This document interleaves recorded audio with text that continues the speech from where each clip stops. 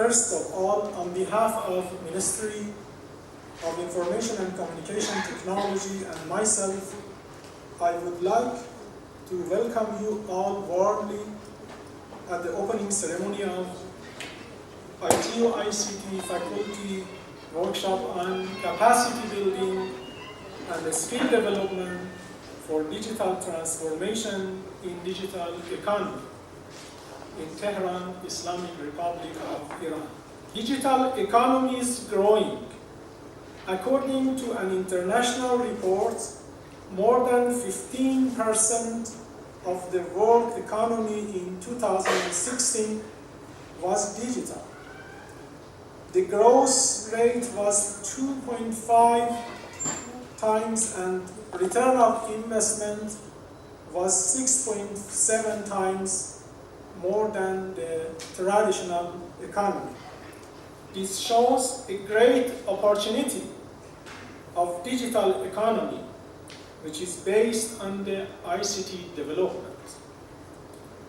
It is clear to activists in this area that transformation to digital economy needs a lot of efforts to increase digital skills, which is the main focus of this 5 days workshop.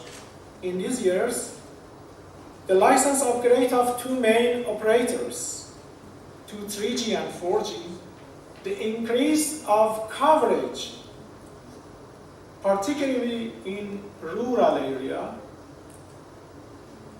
and also the implementation of National Information Network, which includes not only the expansion of telecom networks, but also the services and contents, led the ICT companies to develop many mobile applications and also to localize the basic services. Iran is the second country in region of Central and Southern Asia in terms of innovation scored by Global Innovation Index.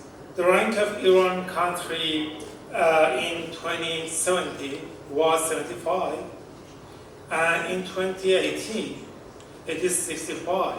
That means we have 10 steps improvement in innovation.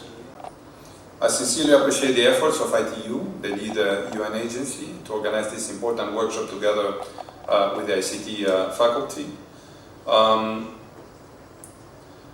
the crucial role of digital transformation in advancing the digital economy and offering a platform to enhance international cooperation on sharing best practices in digital transformation and the development of approaches, regulatory texts and standards, and the application in the digital economy. Also, as I said, I want to congratulate the faculty, the ministry, for the commitment and gracious hosting of this important international regional event that would not only provide a platform for embracing digital transformation nationally, but also will pave the way for international cooperation and fast-tracking of Iran's development goals. In that sense, I'm not here representing UNDP, but the entire UN system in Iran. We stand ready to support the government, but also all the other members like academia and private sector to see how we can use digital transformation to advance the national development goals. I think one of the more interesting topics that I am teaching in this training is design and design thinking. It's something that we don't really get taught in schools unless you become a graphic designer or a product designer. But it's something that really should come into a lot more of the work that we do. It's something that is really just putting thought into what we're creating. And we have lots of tools and processes these days which we can use to help make sure that what we do create is going to be good. And alongside with your technology and other soft skills, it's something that can be brought through to help people collaborate more easily and have a common language to discuss and move forward with projects. The end of the training actually is going to be the most exciting, where the participants will be able to bring together everything they've learned and use that in a hackathon.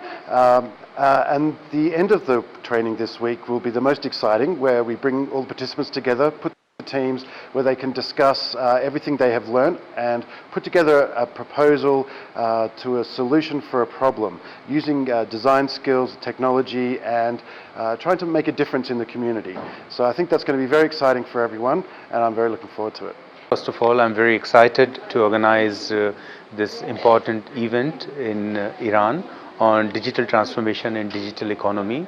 And this is a topic whereby all the countries are taking concrete steps in order to make sure that they embrace the role of innovation for future preparedness, embracing the new technologies for the transformation and the cross-sectoral collaboration.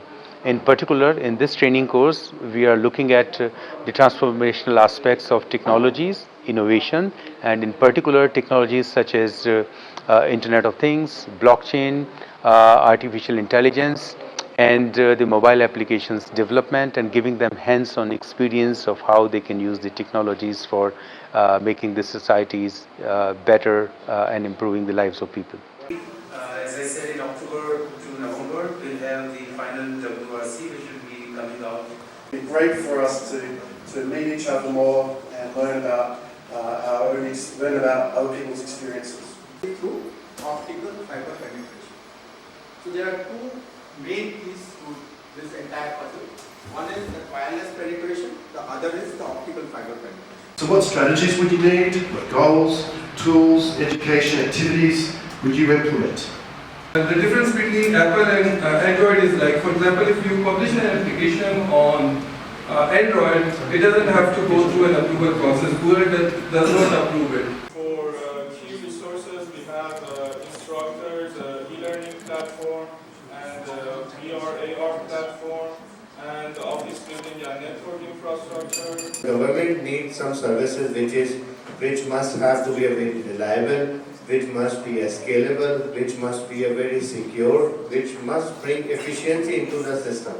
So for the government, especially for the Ministry of ICT, what countries are rolling now is making a government cloud services and make it available for the public sector in all the ministries. We collaborate between government. We build a collaboration platform between government, industries, university and academies, and the most important things about the human resources, digital skills, and the citizens of the cities. Collaboration, adaptability, and the other is about creativity and other soft skills. We are getting more and more close to a kind of mega city. Like other cities, like the big cities, we have challenges here in Tehran. Challenges like air pollution, traffic, energy consumption, water pollution, as well as the safety.